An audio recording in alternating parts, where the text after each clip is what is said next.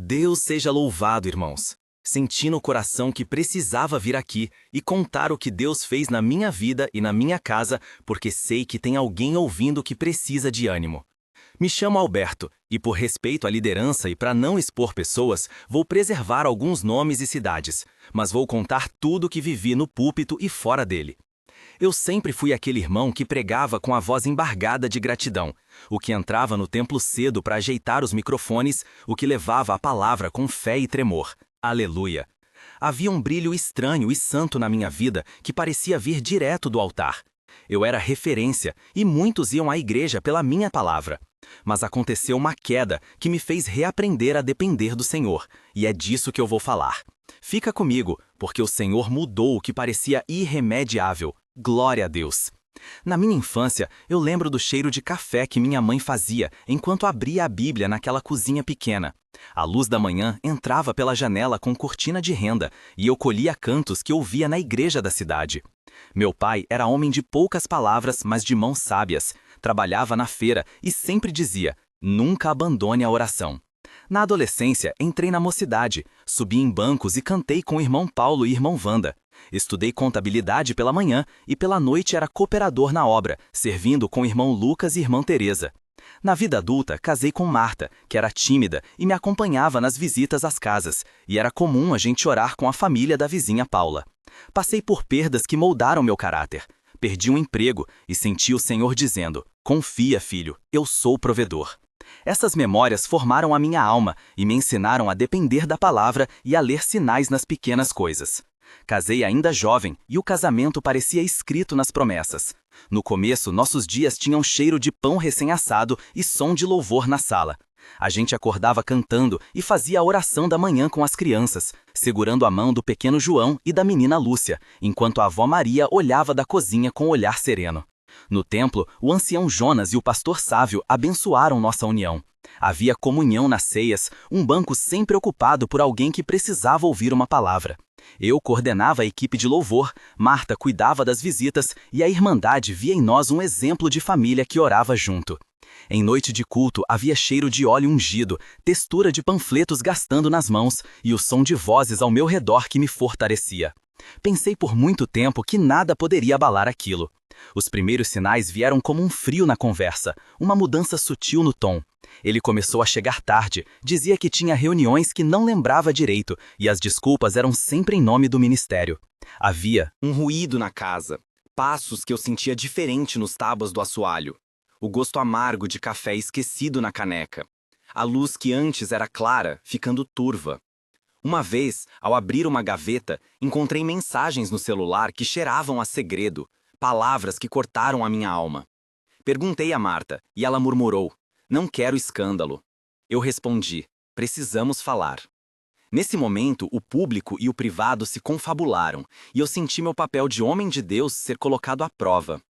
Em oração, eu fui ao Senhor muitas noites e, como sempre, o Senhor falava comigo nas entrelinhas das canções e nas palavras do ancião Jonas. Em um culto, alguém trouxe uma palavra simples: quando a prova chegar, coloca o véu e deixa Deus agir. Guardei aquilo, mas nem imaginava o que viria.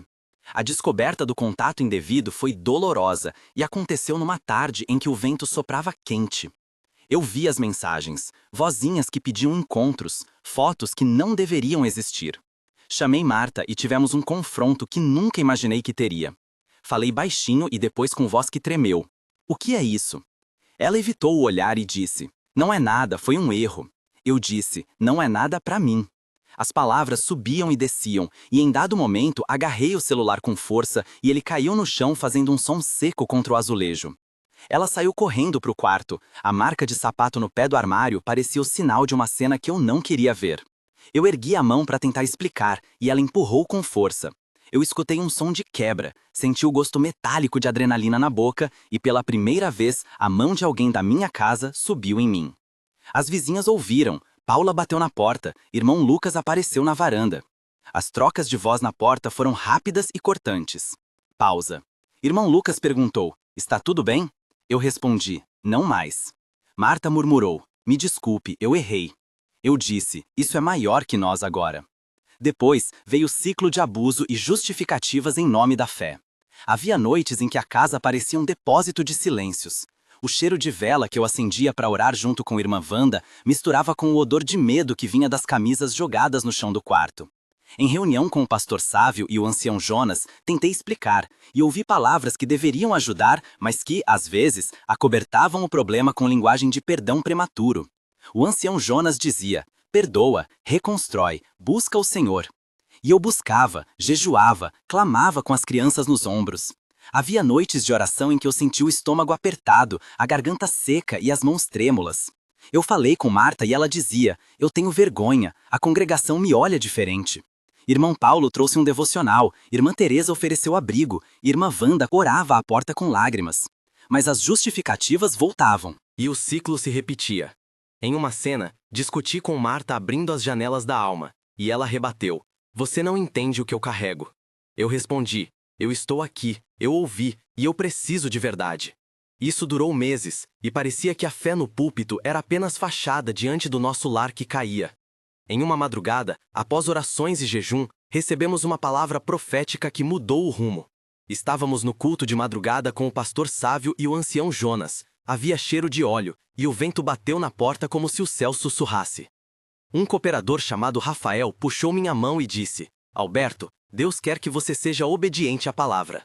A palavra veio: coloca o véu no lar como sinal de proteção e humilhação diante do Senhor. Naquele instante, senti duas emoções: vergonha por pensar em símbolos e uma paz diferente. Decidi obedecer. Coloquei o véu em oração sobre a cabeça de Marta e das crianças numa noite, e o tecido trouxe o cheiro seco de uma história antiga, o toque suave no couro cabeludo e um silêncio que pesava de expectativa. Em voz baixa eu disse: Senhor, se for para restaurar, confirma. Se for para me livrar, mostra a saída. Marta chorou, as crianças sussurraram amém, e eu esperei. Alguns irmãos não entenderam e comentaram, mas a obediência foi minha resposta ao Senhor. Foi ali que vi que a palavra profética não era ritual vazio, era alavanca. O ápice veio numa noite triste quando a violência se agravou, e eu precisei fugir para a casa da minha mãe. O som de móveis sendo arrastados, a chuva batendo na vidraça, o grito abafado das crianças e o cheiro de perfume caro misturado ao cheiro de álcool foram a trilha daquela noite. Marta me empurrou, eu perdi o equilíbrio, senti a dor do tornozelo ao bater no batente, e o medo encheu os olhos do pequeno João. A cena no corredor foi rápida e cruel. Eu peguei as crianças, coloquei os cobertores em volta e saí correndo na rua, as botas molhadas fazendo barulho no asfalto. Vizinha Paula me acenou com lanternas, e eu disse: preciso ir para a casa da minha mãe. No caminho, dentro do carro emprestado do irmão Paulo, tive um diálogo tenso com Marta pela janela. Ela implorou: volta, eu te amo. Eu respondi: hoje não, hoje eu preciso de ar. Irmão Lucas ligou, irmã Teresa buscou roupas, e minha mãe, Dona Teresa, abriu a porta de casa com cheiro de sopa quente e abraço que cura. Naquela noite as crianças dormiram ao lado de mim na cama, e eu senti o peso do ministério que eu acreditava carregar todo desmanchar. No hospital aconteceu algo que não contei a muitos. Em uma queda no desespero antes de sair de casa, tropecei e bati a cabeça. Fui levado às pressas e fiquei em observação. O médico foi direto, tocou meu pulso e falou com frieza jornalística que me pareceu um deserto seco. Senhor Alberto, precisamos fazer exames. Havia cheiro de desinfetante, luz fluorescente, o som distante de monitores e o gosto metálico do medo na minha boca. Enquanto eu estava ali, recebi mensagens de irmãos clamando oração. Foi quando, entre torpor e consciência, senti a voz do Senhor sussurrar: a humilhação precede a restauração. Na UTI pequena, eu ouvi o som de uma canção vindo do corredor. Era irmã Wanda cantando baixo, e de repente, o ar ficou mais leve. O que aconteceu depois foi um processo lento e santo de recuperação. Em conversas francas, Marta chorou no corredor e confessou diante do pastor Sávio e do ancião Jonas. Houve arrependimento que partiu o coração e uma procura por reconstrução que incluiu terapia, acompanhamento e processos legais de proteção. Eu lembro do toque frio da seringa, do som das portas de metal, do rosto de minha mãe iluminado por uma lanterna, do cheiro de talco e da mão de Marta segurando a minha com força. Foi na fragilidade que vi o Senhor agir. O ciclo de restauração trouxe pequenas vitórias e grandes lições. Nos meses que se seguiram, tivemos encontros semanais com o pastor Sávio, sessões com a terapeuta Carla e o apoio constante de irmãos como irmão Paulo, irmã Wanda, irmão Lucas, irmã Teresa, vizinha Paula e o cooperador Rafael. Houveram momentos de tensão que me marcaram profundamente. Um desses momentos foi quando tive que decidir se levaria o caso publicamente ou se manteria o silêncio para preservar as crianças. Eu me recolhi, ouvi o murmúrio do vento, a textura das cartas que escrevi e o peso das decisões no peito. Outro momento foi quando enfrentei a confrontação com um líder que preferia a reconciliação rápida em vez da proteção e precisei firmar limites. O terceiro momento aconteceu quando Marta, num ato de humildade, ajoelhou-se diante da igreja e pediu perdão. Cada um desses momentos foi detalhado com oração, silêncio, lágrimas e também sinais de perdão que não aconteciam de uma hora para outra.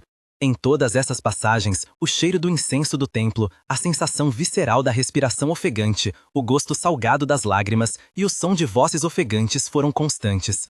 Certo dia, num culto de libertação, recebi uma palavra profética que mudou profundamente nossa trajetória. O ancião Jonas levantou a mão, olhou nos meus olhos e disse: Deus está remodelando o seu ministério, será uma obra de restituição. Aquela frase ecoou no meu peito. Em oração profunda e com jejum, decidi mudar a forma como pregava e como cuidava da minha casa. Passei a compartilhar no púlpito não só textos teológicos, mas testemunhos de vulnerabilidade. Assumi diante da congregação que tinha falhado em proteger a minha família e pedi oração pública e ações concretas de proteção. A mudança visível foi gradativa. Reorganizamos os ministérios para incluir programas de apoio a famílias, criamos uma rede com Irmã Teresa e Irmã Paulo para acolhimento e segurança, e passei a participar de grupos de estudo com a terapeuta Carla. Para aprender a cuidar do emocional. Deus era mencionado em todas as reuniões, e a palavra Deus aparecia tantas vezes que eu sentia um novo fôlego de esperança. Agora, eu preciso ser sincero e pedir que, se você está me ouvindo e sente o aperto que descrevi, escreva nos comentários "Eu creio". Se você também tem orado por restauração, coloca nos comentários uma palavra curta do que Deus tem feito na sua vida. Seu comentário pode ser um empurrão que outra pessoa precisa para crer que não está sozinha. A comunidade precisa desse calor humano, e eu estou aqui para ouvir, amparar e orar com você. Voltando à história, o processo de restauração envolveu justiça e misericórdia.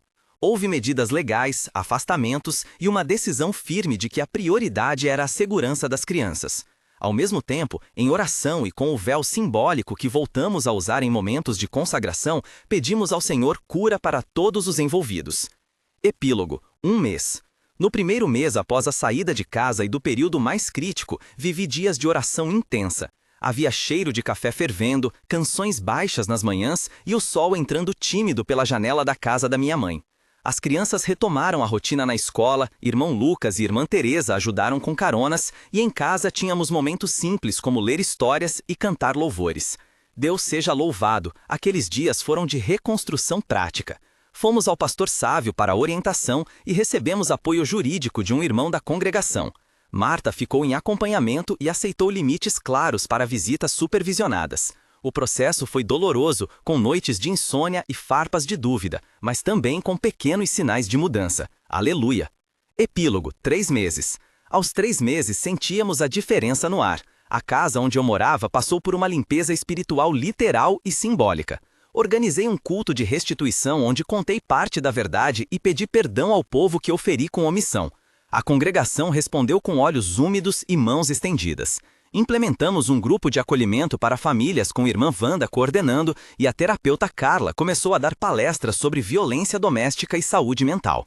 A ministração pública mudou, hoje falo de responsabilidade e também de vulnerabilidade. Marta e eu participamos de sessões de mediação e, embora ainda haja dor, a paz começou a aparecer em pequenos gestos, um abraço à mesa, a risada breve das crianças, o som de um hino cantado em conjunto. Epílogo: 6 meses. 6 meses depois, a vida não estava perfeita, mas estava diferente porque havia trabalho, verdade e presença de Deus. Em culto eu subi não para esconder minhas falhas, mas para contar a verdade e apontar o Senhor que repara. A comunidade passou a ter um setor de atendimento com o nome da irmã Teresa e do cooperador Rafael. Havia um relatório de avanços na terapia de Marta e ela mesma começou a atender mulheres na igreja que precisavam de orientação, o que foi um sinal de maturidade, humildade e serviço. As crianças estavam em acompanhamento escolar e emocional, e a rotina se reorganizou com horários de oração em família. Glória a Deus! Eu voltei a pregar com uma voz marcada pela experiência, e a palavra agora tinha a textura do chão que eu pisei e a suavidade do perdão que aprendi a pedir. Hoje eu vejo que o Senhor que quebra também reconstrói. Eu fui ferido, mas hoje vejo a mão de Deus me reerguer. O Senhor não nos abandonou, Ele mudou o cárcere e em altar e tem restaurado vidas na nossa comunidade. Se essa palavra tocou seu coração, compartilhe e deixe seu amém. Inscreva-se no canal para ouvir mais testemunhos de restauração e para fazermos juntos uma corrente de oração. Deus seja louvado. Aleluia! Lembre-se, Deus quebra para refazer.